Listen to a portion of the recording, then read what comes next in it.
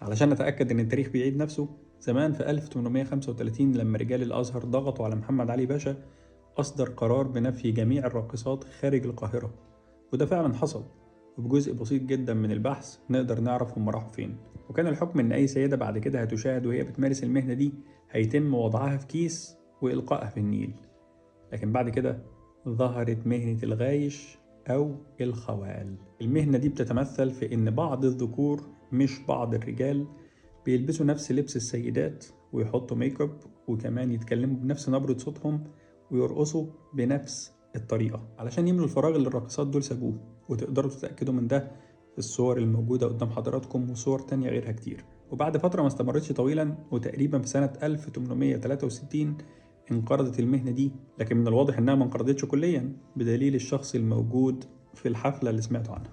الغريب إن كلمة خولة في البداية كانت بتستخدم بمعنى كويس، ولما يقولوا مثلا رجل خولة بمعنى إنه كثير المال والخدم، وبعد كده اقتصر استخدامها على إنها بمعنى خادم أو عبد.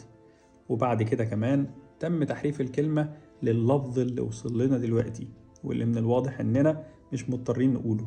تقريبا كل واحد بيسمع الفيديو ده لحد هنا يقدر يعرف اللفظ اللي نقصده ايه. الأغرب إنهم لما كانوا بيقولوا على الشخص عبد كانوا بيعرفوا إنه مش عبد بصورة كاملة، ولكنه بيتمتع بحرية نسبية. وممكن نتأكد من ده في كتاب تاج العروس أو في كتاب العين للفراهيدي.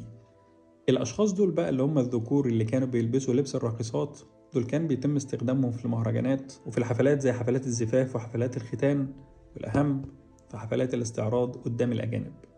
أنا عارف إن كتير جدا من الناس بينكروا عليه اللي بيعمله وكمان بيهاجموه، ولكن حابب أقول إن إحنا بنشكره، لأن في كل حاجة هو بيعملها هو أو أي حد شبهه بيفكرونا إن إحنا ننشر الوعي تاني في حاجات منسية، وكمان نتعلم من كل اللي حصل في تاريخ مصر، ونعرف إن كل حاجة ليها أصل ونرجع نتكلم عنها من تاني، وهو ده اللي بينشر الوعي والثقافة.